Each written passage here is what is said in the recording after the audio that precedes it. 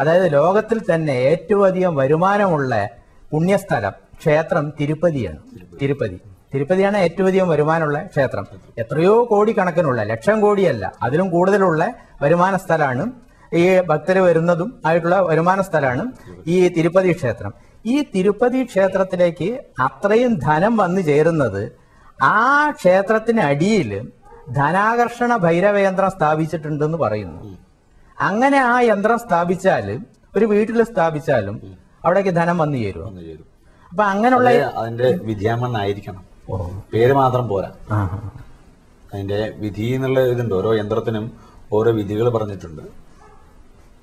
യന്ത്രഗായത്രി, മന്ത്രഗായത്രി, പ്രാണപ്രതിഷ്ഠാമന്ത്രങ്ങൾ, ബീജമന്ത്രങ്ങൾ, ആ മന്ത്രങ്ങളൊക്കെ വൃത്തിയായിട്ട് എഴുതി അതിന്റെ വേണ്ടുന്ന പൂജകളൊക്കെ ചെയ്തു കഴിഞ്ഞാൽ അതിന്റെ ഫലം ഉറപ്പാണ്.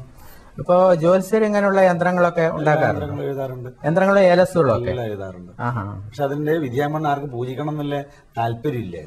അർപ്പണം വേണം, അർപ്പണം വേണം. ആർക്കും അതിനകത്ത് താല്പര്യമില്ല. ഏലസ് എന്ന് പറഞ്ഞാൽ ഇന്ന് എല്ലാവരും പല ആൾക്കാരും കബളിപ്പിക്കപ്പെടുന്നു. അതെ, ആരും കാണുന്നതല്ലോ, അത് ഒരു കച്ചവട വസ്തുവായിട്ടാണ്. ഇപ്പം എല്ലാവരും യന്ത്രങ്ങൾ ചെയ്തു കൊടുക്കുന്നുണ്ട്. ഞാനും ചെയ്തു കൊടുക്കുന്നു. അതുപോലെ നിങ്ങളും ഒരു 10 ദിവസം അമ്പലത്തിൽ പോകുമ്പോൾ അതിന് ഇന്ന ബുക്കുകളുണ്ട്, മാർക്കറ്റിൽ ബുക്കുകളുണ്ട്. ആ ബുക്കുകൾ വാങ്ങിക്കുന്നു, അതേപോലെ വരയ്ക്കുന്നു, ആർക്ക് വേണം എഴുതി കൊടുക്കാൻ സംവിധാനമാവുന്നു. പക്ഷേ അതിന്റെ യഥാർത്ഥ പൂജ എവിടെ നടക്കുന്നില്ല എന്നുള്ളതാണ്. അപ്പോ ഇത് വിധിപ്രകാരം ചെയ്താൽ ഈ കാലത്തും ഇത് പ്രയോജനം ചെയ്യും. പ്രയോജനം കൃത്യമായിട്ട് ചെയ്യും. അതിന് ആദ്യം വേണ്ടത് ആ വൃത്തിയായിട്ടുള്ള യന്ത്രം വരച്ച് പൂജിക്കുക തന്നെ വേണം. ഇന്ന് മാർക്കറ്റിലെല്ലാം കിട്ടാനുണ്ട്. യന്ത്രം ഇപ്പൊ എല്ലാവരും കച്ചവടം പോലെ വിൽക്കുകയല്ലേ ഇന്ന്. ഇപ്പൊ ഈ ധനാകർഷണ ഭൈരവ യന്ത്രം ഉൾപ്പെടെയുള്ള യന്ത്രങ്ങളെല്ലാം ജ്യോത്സ്യര് ഉണ്ടാക്കുന്നുണ്ട്. ശ്രീചക്രം ഉണ്ടാക്കി കൊടുക്കാറില്ല, കാരണം അത് വരച്ച് കൊടുക്കുന്നത് സാധാരണ പതിവ്. പക്ഷേ ഈ വളരെ ഇതായിട്ട് സുദർശനവും മറ്റുള്ള കാര്യങ്ങളൊക്കെയാണ് കുറെ കൂടുതൽ പോവാറ് പതിവുള്ളൂ. അപ്പൊ ഈ യന്ത്രങ്ങളെല്ലാം ഈ മുറപ്രകാരം നമ്മൾ ഉപയോഗിച്ചാൽ നല്ല ഫലം കിട്ടും. ഓ, പക്ഷെ ഇന്ന് എല്ലാവർക്കും അതിന് സാമ്പത്തികം വലുതായിട്ട് മുടക്കാൻ തയ്യാറല്ല. ഇത് സാമ്പത്തിക ചെലവുള്ള കാര്യം. സാമ്പത്തിക ചെലവുള്ള കാര്യം. അപ്പൊ യഥാർത്ഥമായിട്ട് പൂജ കഴിച്ച് കിട്ടുമ്പം അതിന് സാമ്പത്തിക ചെലവ് വരും. 21 ദിവസവും 41 ദിവസവും ഒരു മണ്ഡലമൊക്കെ പൂജ കഴിച്ച് വരുമ്പം അതിൻ്റെതായ എക്സ്പെൻസ് വരുന്നൊരു വിഷയം തന്നെ. ചില ജാതകങ്ങളില് പാപഗ്രഹങ്ങള് കൂടുതൽ വരുന്ന സമയത്ത്, അപ്പോ ഒരുപാട് പാപന്മാര് എന്റെ ജാതകത്തിൽ ഉണ്ടല്ലോ എന്നോർത്തിട്ട് ഒരുപാട് വിഷമം പലർക്കും തോന്നാറുണ്ട്. അത് മാത്രമല്ല, ഈ പാപസാമ്യത്തെ ഓർത്തും അവര് അങ്ങനെയുള്ള ഒരു ജാതകം കിട്ടുമോ എന്നതിനെ പറ്റിയിട്ട് അവര് ഇതാവാറുണ്ട്, വളരെ ആകുലപ്പെടാറുണ്ട്. അപ്പൊ ഈ പാപസാമ്യം എന്ന് പറഞ്ഞാൽ ജ്യോതിഷത്തിൽ എന്താണത്? പാപസാമ്യം എന്ന് പറഞ്ഞാല് ഒരു സ്ത്രീയുടെ ജാതകം എടുത്താലും പുരുഷന്റെ ജാതകം എടുത്താലും ലഗ്നം തൊട്ട്, അതായത് 1-ാം ഭാവം, ലഗ്നം തൊട്ട് 1, 2, 4, 7, 8, 12 ഭാവങ്ങളിൽ നിൽക്കുന്ന പാപഗ്രഹങ്ങളെ ലഗ്നം കൊണ്ടും ലഗ്നാലും ചന്ദ്രാലും ശുക്രാലും എടുത്തിട്ട് അതിനെ ടോട്ടൽ ചെയ്ത് എടുക്കുന്നതാണ് ആ ജാതകത്തിലുള്ള പാപം എന്നുള്ളത്. സ്ത്രീ ജാതകത്തിൽ അതേപോലെ തന്നെ എടുത്ത് നോക്കുന്നതാണ് പാപസാമ്യത എന്നുള്ളത് വിഷയം എടുക്കുക. ആ പാപസാമ്യത നോക്കുമ്പം സ്ത്രീക്ക് കുറഞ്ഞും പുരുഷന് 1-ഓ 1-ലധികമോ വേണമെന്നുള്ളതാണ് സാധാരണ. കൂടിയിരിക്കണം. സമത്വമാവാം. അത് പുരുഷന് 2 കൂടിയായാലും ബുദ്ധിമുട്ടില്ല എന്നുള്ളത്.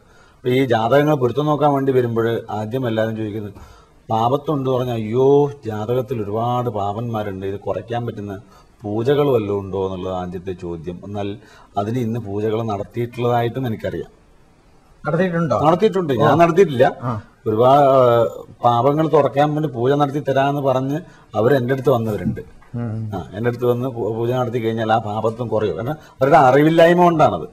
വരുന്ന ആൾക്കാരുടെ അറിവില്ലായ്മ കൊണ്ട് ചൂഷണം ചെയ്യപ്പെടുന്നു. പാപത്വം കുറയ്ക്കാൻ വേണ്ടി പൂജയുണ്ട് ജാതകത്തിൽ. നിങ്ങളുടെ ജാതകത്തിൽ പാപത്വം കുറയ്ക്കാനുള്ള പൂജകളുണ്ട്. ആ പൂജകൾ ചെയ്യുന്ന ജാതകത്തിൽ പാപത്വം കുറയും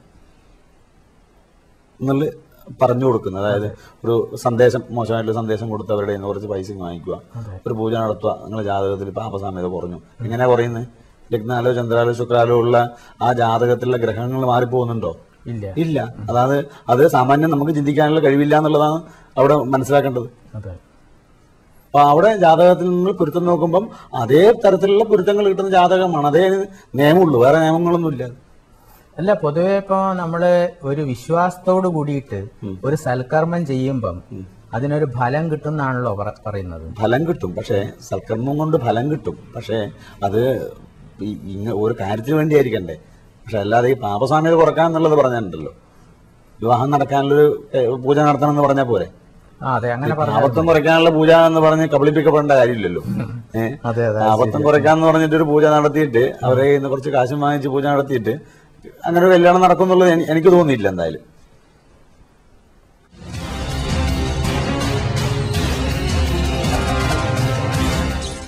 അശ്വതി ഭരണി കാർത്തിക കാലം മേടക്കൂറ്.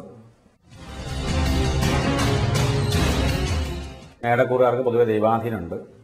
2 വ്യാഴവും 3 ശുക്രനും 4 രവി ബുധൻ 7 ശനി കുജൻ 8 രാഹു എന്നീ ഗ്രഹങ്ങൾ സ്ഥിതി ചെയ്യുന്നു. ആകയാൽ 7 ശനികാലം നടക്കുന്നു.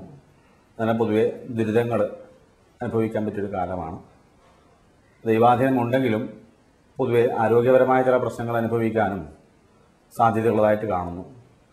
എങ്കിലും വസ്തുവകകൾ വാങ്ങിക്കാനും വിൽക്കാനൊക്കെ ഉദ്ദേശിക്കുന്നവർക്ക് വസ്തുവകൾ വാങ്ങിക്കാനും വിൽക്കാനൊക്കെ സമയം അനുകൂലമാണ്. അതുപോലെ തന്നെ വിദേശയാത്ര ആഗ്രഹിക്കുന്നവർക്ക് ചില തടസ്സങ്ങൾ അനുഭവപ്പെടാൻ ഏഴാം ഭാവാധി യാത്രാകാരകൻ 12ാം ഭാവാധിപതിയായ കുജനും വന്നിട്ട് 7 നിൽക്കുന്നത് കൊണ്ട് വിദേശയാത്രയ്ക്ക് 7ാം ഭാവാധിപതി 3 നിൽക്കുന്നതും 12ാം ഭാവാധിപതി 7 നിൽക്കുന്നതും യാത്രയ്ക്ക് സാധ്യതയുണ്ടെങ്കിലും അതിൽ കുറച്ച് തടസ്സങ്ങൾ അനുഭവപ്പെടാവുന്ന സമയമാണ്. ഇടവക്കൂറുകാർക്ക് ദൈവാധീനമുണ്ട്. എങ്കിലും പൊതുവെ ഗുണകരമായിട്ടുള്ള ഒരു സമയമാണെന്ന് പറയാം. 7ത്തെ രാഹു പൊതുവെ ഗുണകരമല്ല. അതുപോലെ തന്നെ 6 നിൽക്കുന്ന കുജനും ശനിയും അത്ര ഗുണകരമല്ല. തൊഴിൽപരമായിട്ടുള്ള ചില ശത്രുതകളും മറ്റുള്ള കാര്യങ്ങളും അനുഭവിക്കാൻ യോഗം കാണുന്നു. അതുപോലെ തന്നെ വിദ്യാർത്ഥികൾക്കാണെങ്കിലും പൊതുവെ അനുകൂലകരമാണ്. തൊഴിലിലേർപ്പെട്ടിരിക്കുന്നവർക്ക് തൊഴിൽപരമായിട്ടുള്ള ഉന്നതി ഉണ്ടെങ്കിലും ഈശ്വരാധീനം ഉണ്ടെങ്കിലും ചില ശത്രുതകൾ ആ വഴിക്ക് വരാൻ സാധ്യതയുള്ളതായിട്ടാണ്. 10ാം ഭാവാധിപതിയായിട്ടുള്ള ഗ്രഹം 6 പോയി നിൽക്കുന്നത് കൊണ്ട് ശത്രുത കാര്യങ്ങളൊക്കെ ഉണ്ടാവാനുള്ള സമയമാണ്. അതുപോലെ തന്നെ 12ാം ഭാവാധിപതിയായിട്ടുള്ള ഗ്രഹം 6 പോയി നിൽക്കുന്നതുകൊണ്ട് വിദേശയാത്ര ഉദ്ദേശിക്കുന്നവർക്ക് വിദേശയാത്രക്കുള്ള സാധ്യത കുറഞ്ഞു കാണുന്നു. വസ്തുവകൾ വാങ്ങിക്കാൻ ഉദ്ദേശിക്കുന്നവർക്ക് വസ്തുവകൾ വാങ്ങിക്കാൻ ചില ബുദ്ധിമുട്ടുകൾ അനുഭവപ്പെടുക. ക്രയവിക്രാദി കാര്യങ്ങളൊക്കെ കുറച്ച് ബുദ്ധിമുട്ടുകൾ. വാഹനം വാങ്ങിക്കാൻ ഉദ്ദേശിക്കുന്നവർക്കാണെങ്കിൽ വാഹനകാരകനായിട്ടുള്ള രവി വന്നിട്ട് 3ാം ഭാവത്തിൽ നിൽക്കുന്നതുകൊണ്ട് അതുപോലെ കുറച്ച് തടസ്സങ്ങൾ അനുഭവപ്പെടുന്നതാണ്. മിഥുനക്കൂറുകാർക്ക് പൊതുവെ ദൈവാധീനം കുറവാണ്. 12ലാണ് വ്യാഴം നിൽക്കുന്നത്. അതുകൊണ്ട് ദൈവാധീനം പൊതുവെ കുറഞ്ഞു കാണുന്നു. അവർക്ക് 7 ശനികാലം മാറി 5ലേക്കുള്ള ശനി ആയതുകൊണ്ട് ശനിയുടെ കുറച്ച് ദുരിതങ്ങളൊക്കെ മാറിയിട്ടുള്ളൊരു സമയമാണ്. അതുപോലെ 6ാം ഭാവാധിപതി 5 നിൽക്കുന്നത് കൊണ്ട് ചില മാനസികമായിട്ടുള്ള പേടികൾ കുറച്ച് അനുഭവപ്പെടാവുന്നതാണ്. അതുപോലെ തന്നെ വിവാഹാദി കാര്യങ്ങൾക്ക് ഇറങ്ങിയിരിക്കുന്നവർക്ക് വിവാഹ തടസ്സങ്ങളും മറ്റുള്ളതും അനുഭവപ്പെടാം. അതുപോലെ തന്നെ ആരോഗ്യപരമായ ചില പ്രശ്നങ്ങൾ അനുഭവിക്കുന്നൊരു സമയമാണ്. അതേപോലെ തന്നെ തൊഴിൽപരമായിട്ടുള്ള ചില തടസ്സങ്ങളും അനുഭവിക്കുന്നൊരു സമയമാണ്. 10ാം ഭാവാധിപതി 12 നിൽക്കുന്നത് കൊണ്ട് അതിന് തൊഴിൽപരമായിട്ടുള്ള ചില ബുദ്ധിമുട്ടുകളും കാര്യങ്ങളും അനുഭവിക്കുന്നൊരു സമയമായിട്ട് ഈ വാരത്തെ പൊതുവെ കണക്കാക്കാവുന്നതാണ്. അതുകൊണ്ട് ശ്രീകൃഷ്ണ ഭഗവാനെ ഭാഗ്യസൂക്ത പുഷ്പാഞ്ജലി, ഒരു തുളസിമാല, ഒരു നെയ്വിളക്ക്, പാൽപ്പായസമൊക്കെ നടത്തുന്നത് ഈ ആഴ്ച പൊതുവെ ഗുണകരമായിരിക്കും. പുണർതം മുക്കാല് പൂയം ആയില്യം നക്ഷത്രം. കർക്കിടകൂറുകാർക്ക് പൊതുവെ 7 ശനികാലം തുടങ്ങിയിട്ടുണ്ട്. 4 ശനി ചൊവ്വ 5ാം ഭാവാധിപതി 4-ലായതുകൊണ്ട് അതുപോലെ തന്നെ സന്താനങ്ങൾക്ക് പൊതുവെ ഗുണകരമായിട്ടുള്ള സമയമാണ്. വസ്തുവകകൾ വാങ്ങിക്കാൻ ഉദ്ദേശിക്കുന്നവർക്ക് വിൽക്കാനും വാങ്ങിക്കാനൊക്കെ പൊതുവെ ഗുണകരമായിട്ട് ഉള്ളൊരു സമയമായിട്ട് പറയാം. അത് വിവാഹാദി കാര്യങ്ങൾ ഇറങ്ങിയിരിക്കുന്നവർക്ക് വിവാഹ യോഗം കാണുന്നു. അതുപോലെ തന്നെ ആരോഗ്യപരമായിട്ട് ചില പ്രശ്നങ്ങളും അവർക്ക് അനുഭവിക്കുന്നതാണ്. 9ാം ഭാവാധിപതിയായിട്ടുള്ള വ്യാഴം വന്നിട്ട് 11ാം ഭാവത്തിൽ നിൽക്കുന്നു. അവർക്ക് പൊതുവെ ഗുണകരമായിട്ടുള്ള വസ്തു ആഡംബര സാധനങ്ങളോ അതുപോലെ തന്നെ ആഭരണങ്ങൾ, വസ്ത്രങ്ങളൊക്കെ വാങ്ങിക്കുന്ന ഒരു വാരമായിട്ട് ഈ വാരത്തെ പറയാം. അതുപോലെ തന്നെ വ്യാഴം അനുകൂലമായിട്ടുള്ള സമയമായതുകൊണ്ട് മകം പൂരം മൂത്രത്തിൽ കാല്. ചിങ്ങക്കൂറുകാർക്ക് പൊതുവെ ദൈവാധീനം ഗുണകരമാണ്. അതുപോലെ തന്നെ 4ാം ഭാവത്തിൽ രാഹു 4ാം ഭാവാധിപതി വന്ന് 3 നിൽക്കുന്നത് കൊണ്ടും വസ്തു വകകൾ വാങ്ങിക്കാൻ ഉദ്ദേശിക്കുന്നവർക്കാണെങ്കിലും വാഹനം വാങ്ങിക്കാൻ ഉദ്ദേശിക്കുന്നവർക്കും ചില തടസ്സങ്ങൾ അനുഭവപ്പെടാം. 4ാം ഭാവാധിപതി 3 നിൽക്കുന്നത് കൊണ്ട് ചില ദോഷവശങ്ങൾ അതിനെ കൊണ്ട് പറയണം. എന്നാൽ ഈശ്വരാധീനം ഉള്ളത് കൊണ്ട് അവർക്ക് കാര്യങ്ങളൊക്കെ നടന്നു കിട്ടാനും യോഗം ഉണ്ട് എന്ന് പറയണം. 10ാം ഭാവത്തിൽ വ്യാഴം നിൽക്കുന്നത് കൊണ്ട് പൊതുവെ ഗുണകരമായിട്ട് ഈശ്വരാധീനം 4ാം ഭാവത്തിലേക്ക് നോക്കുന്നത് കൊണ്ടും ആ ഈശ്വരാധീന കാര്യത്താൽ അവർക്ക് നടക്കാൻ യോഗമുണ്ട് എന്ന് പറയാം. പക്ഷേ പൊതുവെ തടസ്സങ്ങൾ കാണുന്നുണ്ട്. എന്നിരുന്നാലും അതുപോലെ തന്നെ അഞ്ചാം ഭാവാധിപതി സന്താനകാരകനായിട്ടുള്ളതായ വ്യാഴം 5ാം ഭാവം കൊണ്ട് മനസ്സുകൊണ്ട് കുറേ കൂടുതൽ സന്തോഷം അനുഭവിക്കണം എന്ന് പറയാം. 6ാം ഭാവാധിപതി 3 നിൽക്കുന്നുണ്ട്, സഹോദരങ്ങളും ശത്രുക്കളൊക്കെ ആയിട്ട് മാറണം എന്ന് പറയാം. 7ാം ഭാവാധിപതിയായിട്ടുള്ള ശനി വന്നിട്ട് 3 നിൽക്കുന്ന വിവാഹ തടസ്സങ്ങൾ പറയാം. അഷ്ടമാധിപത്യം വഹിച്ചിരുന്ന ഗ്രഹം 10ാം ഭാവത്തിൽ നിന്ന് ജോലിസ്ഥലത്ത് പോയി കഴിഞ്ഞാൽ പൊതുവെ ആരോഗ്യപരമായിട്ടുള്ള ചില പ്രശ്നങ്ങൾ അനുഭവിക്കും എന്ന് പറയാം. കന്നിക്കൂറുകാർക്ക് പൊതുവെ ദൈവാധീനം 9ാം ഭാവത്തിൽ നിൽക്കുന്നു. ദൈവാധീനം പൂർണ്ണതയാണ്. എന്നാൽ 2ാമത്തെ ശനി മാനസിക ക്ലേശങ്ങൾ കുറേ കൂടുതൽ അനുഭവിക്കാം. സഹോദരകാരകത്വമായിട്ട് ചെറിയ മനക്ലേശങ്ങൾ അനുഭവിക്കാനുള്ള സമയമാണ്. വാഹനാദി കാര്യങ്ങളൊക്കെ വാങ്ങിക്കാൻ ഉദ്ദേശിക്കുന്ന വസ്തുവാഹനങ്ങളൊക്കെ വാങ്ങിക്കാനൊക്കെ യോഗങ്ങളുള്ള സമയമാണ്. എന്നാൽ സന്താനങ്ങളെ കൊണ്ട് ചില മാനസിക ക്ലേശങ്ങൾ അനുഭവിക്കണം. അവനവന് തന്നെ ചില പേടികളൊക്കെ അനുഭവപ്പെടണം. എന്നാൽ വിവാഹ കാര്യങ്ങൾക്കൊക്കെ ഏർപ്പെട്ടിരിക്കുന്നവർക്കൊക്കെ പൊതുവെ ഗുണകരമായിട്ട് ഈ വാരത്തെ പൊതുവെ പറയാവുന്നതാണ്. അഷ്ടമാധിപത്യം വഹിച്ചിരിക്കുന്നതായ ചൊവ്വ 2ൽ നിൽക്കുന്നതുകൊണ്ട് ആരോഗ്യപരമായിട്ടുള്ള പ്രശ്നങ്ങളെ കൊണ്ട് ചില മാനസിക ക്ലേശങ്ങളൊക്കെ അനുഭവിക്കുന്നുള്ളതും 9ാം ഭാവാധിപതി 10ൽ നിൽക്കുന്നതുകൊണ്ട് പ്രമോഷനുകളും മറ്റുള്ള കാര്യങ്ങളൊക്കെ 9ാം ഭാവം കൊണ്ട് പുതിയ ഭാഗ്യമായിട്ട് എന്ന് പറയാം. 10ാം ഭാവാധിപതി ബുധൻ 11ൽ നിൽക്കുന്നുണ്ട്. പ്രമോഷനും കാര്യങ്ങൾക്കൊക്കെ സാധ്യതയുള്ളതായിട്ടും സ്ഥാനക്കയറ്റം അങ്ങനെയുള്ള വിഷയങ്ങളുള്ള തൊഴിൽപരമായിട്ട് പൊതുവെ ഗുണകരമായിട്ടുള്ള സമയമാണെന്ന് പറയാം. ബുധനെ കൊണ്ട് നല്ല ഗുണമായിട്ട് തന്നെ പറയാവുന്നതാണ്. കൂറുകാർക്ക് പൊതുവെ ദൈവാധീനം അഷ്ടമത്തിൽ നിൽക്കുന്നതായ വ്യാഴത്തിനെ കൊണ്ട് പൊതുവെ ഗുണകരമല്ല. അഷ്ടമത്തിൽ നിൽക്കുന്ന 6, 8, 12 ഭാവങ്ങളിൽ വ്യാഴം നിൽക്കുന്നത് അത്ര ഗുണകരമല്ല. അപ്പം അഷ്ടമത്തിലാണ് വ്യാഴം നിൽക്കുന്നത്. ആ വ്യാഴത്തിനെ കൊണ്ട് പറയുമ്പോൾ ഈശ്വരാധീനം കുറഞ്ഞു നിൽക്കുക, വ്യാഴ തടസ്സം, അതായത് അവനവൻ ഇറങ്ങേണ്ടതായ കാര്യങ്ങൾക്ക് അവനവൻ തന്നെ ഇറങ്ങിയാൽ പോലും നടക്കുന്നില്ല. അല്ലെങ്കിൽ ചില പ്ലാനുകളൊക്കെ ചെയ്യുക, ആ പ്ലാൻ ചെയ്യുന്നതിനനുസരിച്ച് കാര്യങ്ങളൊക്കെ നടന്ന് കിട്ടാതെ കണ്ട് വരിക. അതുപോലെ തന്നെ 7 ശനി കാലമായതുകൊണ്ട് ശാരീരികമായിട്ടുള്ള ക്ലേശങ്ങൾ അനുഭവപ്പെടുന്ന സമയമാണ്. 2ാം ഭാവാധിപതി ആയിട്ടുള്ളതായ ചൊവ്വ ജന്മത്തിൽ നിൽക്കുന്നതുകൊണ്ട് ചില ശാരീരികമായിട്ടുള്ള അസ്വാസ്ഥ്യങ്ങൾ ഉണ്ടാവാം എന്ന് പറയാം. അതുപോലെ തന്നെ മനസ്സിന് അത്ര സുഖമായിട്ടുള്ള ടെൻഷൻസ് കുറേ കൂടുന്ന ഒരു സമയമായിട്ട് പറയാം. 3ാം ഭാവ സഹോദരങ്ങൾക്ക് പുതിയ ഗുണകരമായിട്ടുള്ള സമയം പറയാം. വസ്തുവോ വാഹനമൊക്കെ വാങ്ങിക്കണം എന്നുള്ള ഉദ്ദേശത്തോടുകൂടി ഇവരിറങ്ങുമ്പോൾ വസ്തുവാഹനാദി കാര്യങ്ങൾക്ക് അഡ്വാൻസും മറ്റുള്ള കാര്യങ്ങളൊക്കെ കൊടുക്കാം. പക്ഷേ അതിന് വേണ്ടത്ര രീതിയിലുള്ള മൂവ്മെൻറ്റുകൾ നമുക്ക് കിട്ടാതെ കണ്ടു വരിക. നമ്മൾ ഉദ്ദേശിക്കുന്ന രീതിയിലുള്ള ഫലങ്ങൾ നമുക്ക്, അതായത് പേപ്പറുകളോ മറ്റുള്ള വർക്കുകളോ ഒക്കെ ചെയ്തു കഴിഞ്ഞാലും ആ വാഹനം വാങ്ങിക്കണോ വേണ്ടോ എന്നുള്ള ഒരു ഇരുമനസ്സോടുകൂടി നിൽക്കുന്ന ഒരു അവസ്ഥ ഇപ്പോഴുണ്ടാവാം. 5ാം ഭാവാധിപതിയായിട്ടുള്ള വ്യാഴം വന്നിട്ട് അഷ്ടമത്തിൽ നിൽക്കുകയാണ്. അപ്പം അതും മാനസികമായിട്ടുള്ള ഒരു ടെൻഷനെ ഉണ്ടാക്കുന്നൊരു കാര്യമാണ്. വ്യാഴമാണ് സർവേശ്വരകാരനുള്ള വ്യാഴം പൊതുവെ അഷ്ടമത്തിൽ നിൽക്കുന്ന അത്ര ഗുണകരമല്ല. വിവാഹാദി വിഷയങ്ങളിൽ ഏർപ്പെട്ടിരിക്കുന്നവർക്കും പൊതുവെ തടസ്സങ്ങൾ അനുഭവപ്പെടാം. അതുപോലെ തന്നെ അഷ്ടമാധിപനായ ശുക്രൻ 9ാം ഭാവത്തിൽ നിൽക്കുന്നതുകൊണ്ട് ശാരീരികമായ ക്ലേശങ്ങൾ ഈ വാരം പൊതുവെ കുറച്ചൊരു ഗുണകരമായിരിക്കും. അഷ്ടമത്തിൽ നിൽക്കുന്ന ഈ അഷ്ടമാധിപനായിട്ടുള്ള ശുക്രൻ 9ാം ഭാവത്തിൽ നിൽക്കുന്നത് അത് പൊതുവെ ആരോഗ്യപരമായിട്ടുള്ള ചില പ്രശ്നങ്ങൾ ഉണ്ടെങ്കിലും അതിന് കുറച്ചൊരു ശമനം ഉണ്ടാകുന്നൊരു വാരമായിട്ട് പറയാം. 10ാം വൃശ്ചികക്കൂറുകാർക്ക് പൊതുവെ ദൈവാധീനം പൂർണ്ണതയുണ്ട്. എന്നാൽ ജന്മത്തിൽ നിൽക്കുന്ന രാഹു പൊതുവെ വിവാദങ്ങളും കുറേ അരിഷ്ടതകളും മറ്റുള്ള ബുദ്ധിമുട്ടുകളൊക്കെ ഉണ്ടാവാം. 7ൽ നിൽക്കുന്ന വ്യാഴം 7ാം ഭാവാധിപതി അഷ്ടമത്തിൽ വിവാഹ വിഷയങ്ങൾക്ക് വിവാഹാദി കാരകനായിട്ടുള്ള ശുക്രൻ അഷ്ടമത്തിൽ നിൽക്കുന്നതിന് വിവാഹ വിഷയങ്ങൾ തടസ്സം വരാം. പക്ഷേ വിവാഹ ആലോചനകൾ കുറേ കൂടുതൽ വരാം.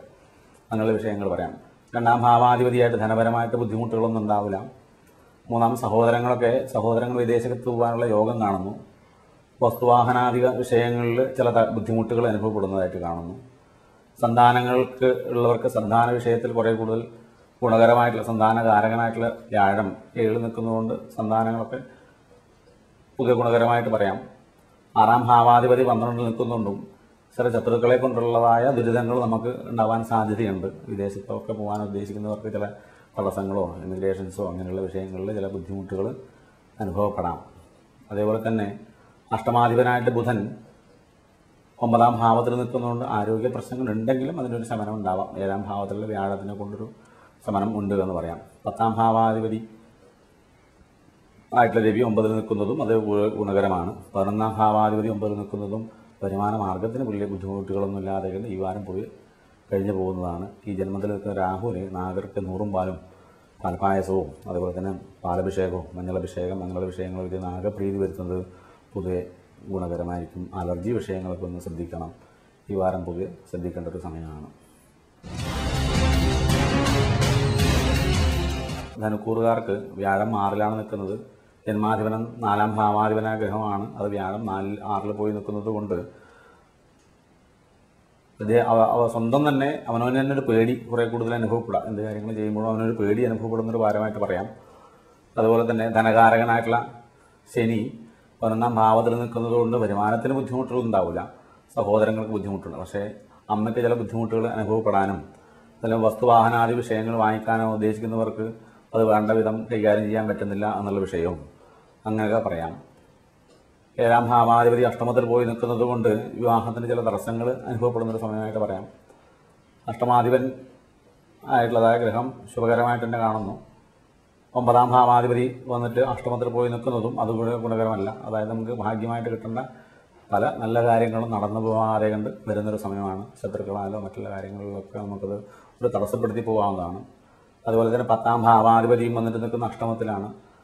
7ാം ഭാവാധിപതി 10ാം ഭാവാധി അഷ്ടമത്തിൽ വിവാഹത്തിനും ജോലിക്കൊക്കെ പൊതുവെ ബുദ്ധിമുട്ടുകളും കഷ്ടതകളും ഒക്കെ അനുഭവിക്കുന്നതാണ്. 11ാം ഭാവാധിപതിയായ ശുക്രൻ 7ൽ പോയി നിൽക്കുന്നത് കൊണ്ട് വരുമാനത്തിന് വേണ്ടിയിട്ട് വിദേശത്തേക്ക് പോകാനുള്ള ആലോചനയൊക്കെ നടത്തുന്നത് കുറച്ച് ചെയ്യുന്നൊരു സമയമാണ്. അതായത് വിദേശത്ത് പോയാൽ കുറച്ച് സമ്പാദിക്കാൻ പറ്റുമോ, അങ്ങനെയുള്ള വിഷയങ്ങൾക്കൊക്കെ കുറച്ച് ഇറങ്ങിക്കഴിഞ്ഞാൽ നന്നായിട്ട് വരാൻ പറ്റുമോ, ഈ ബുദ്ധിമുട്ടുകളിൽ നിന്നൊക്കെ രക്ഷപ്പെടാൻ പറ്റുമോ എന്നുള്ള ആലോചനകൾ ഈ വാരം പൊതുവെ നടത്തുന്നതായിട്ട് കാണാൻ പറ്റും.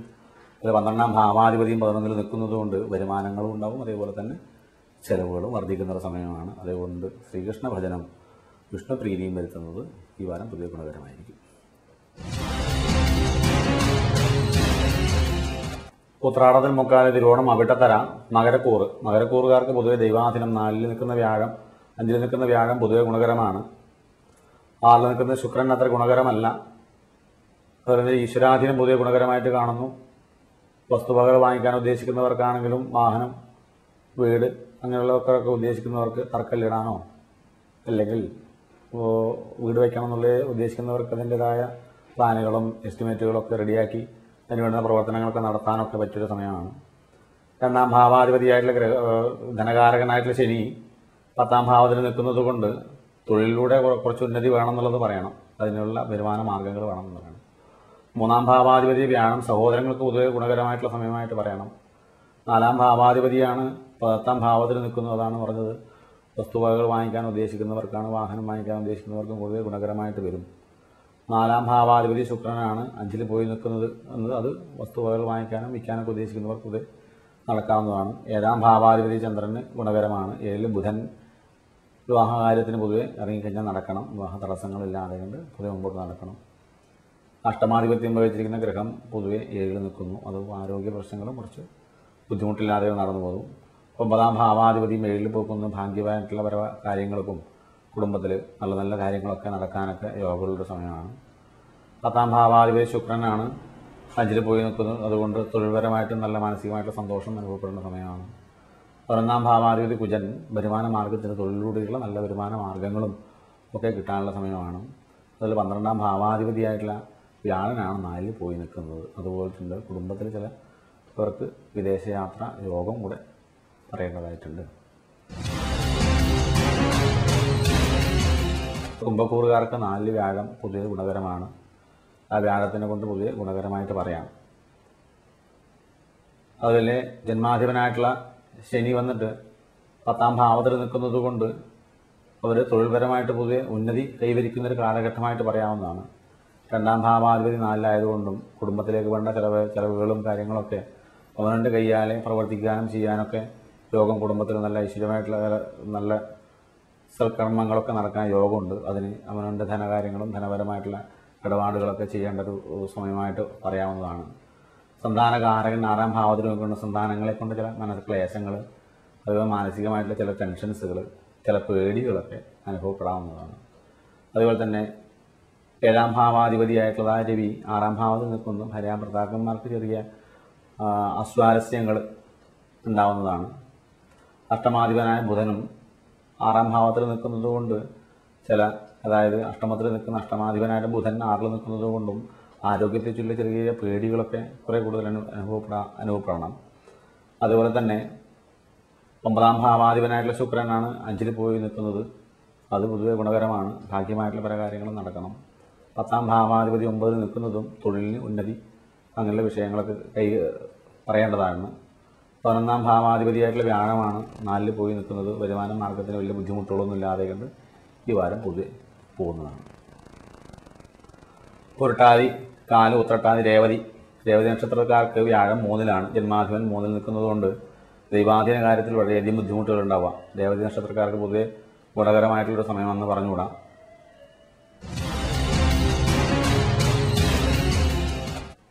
പുരട്ടാതി, കാല്, ഉത്രട്ടാതി, രേവതി നക്ഷത്രക്കാർക്ക് പൊതുവെ ജന്മാധിപൻ 3ാം ഭാവത്തിൽ നിൽക്കുന്നത് 3, 6, 8, 12 ഭാവങ്ങളിൽ വ്യാഴം നിൽക്കുന്നത് ഗുണകരമല്ല. ദൈവാധീനം പൊതുവെ കുറഞ്ഞിരിക്കുന്നതായി കാണുന്നു. അഷ്ടമത്തിൽ ശനിയും അഷ്ടമത്തിൽ കുജനും ആരോഗ്യപരമായ ചില പ്രശ്നങ്ങൾ അനുഭവിക്കുന്നതായിട്ട് കാണാം. വസ്തുവാഹനാദി വാങ്ങിക്കാൻ ഉദ്ദേശിക്കുന്ന തടസ്സങ്ങളായിട്ട് കാണാം. കുടുംബത്തിൽ സ്വാരസ്യങ്ങൾ കാണാം. അതുപോലെ തന്നെ ആരോഗ്യപരമായിട്ട് പ്രശ്നങ്ങളാണ് കുറേ കൂടുതൽ. എന്ത് വാഹനാദി കാര്യങ്ങൾ എടുക്കുകയോ പോവുകയോ വരുമൊക്കെ ചെയ്യുന്നത് വളരെ ശ്രദ്ധിക്കണം. അഷ്ടമത്തിലെ ശനി ചൊവ്വയൊക്കെ നിൽക്കുന്ന അപകടാദി വിഷയങ്ങളൊക്കെ കുറേ കൂടുതൽ വരേണ്ട ഒരു സമയമാണ്. അതുകൊണ്ട് വാഹനങ്ങളൊക്കെ യൂസ് ചെയ്യുന്നവർക്ക് വളരെ ശ്രദ്ധിക്കേണ്ട ഒരു സമയമാണ്.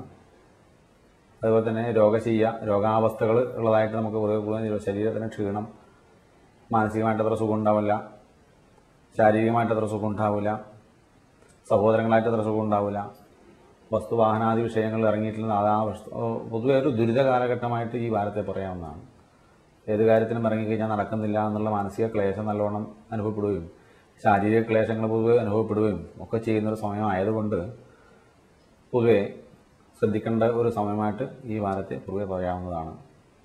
അതുകൊണ്ട് അഷ്ടമത്തിൽ നിൽക്കുന്ന ശനി ശിവഭഗവാനും മൃത്യുഞ്ജയ പുഷ്പാഞ്ജലി കൂളത്തിൻ്റെ ഇല കൊണ്ട് മൃത്യുഞ്ജയ പുഷ്പാഞ്ജലി നടത്തുന്നത് വളരെ ഗുണകരമാണ്. അതേപോലെ തന്നെ കുജൻ അഷ്ടമത്തിൽ നിൽക്കുന്ന കുജനും പൊതുവെ അത്ര ഗുണകരമായിട്ടുള്ള ഒരു വാരമല്ല. 9ാം ഭാവാധിപനാണ് അഷ്ടമത്തിൽ പോയി നിൽക്കുന്നത്. ഭാഗ്യങ്ങളായിട്ടുള്ള കുറേ നല്ല നല്ല കാര്യങ്ങൾ നടക്കേണ്ടതൊക്കെ പുതിയ തടസ്സങ്ങൾ അനുഭവപ്പെട്ട് മാനസിക സംഘർഷത്താൽ നിൽക്കുന്നൊരു സമയമായിട്ട് പറയാം.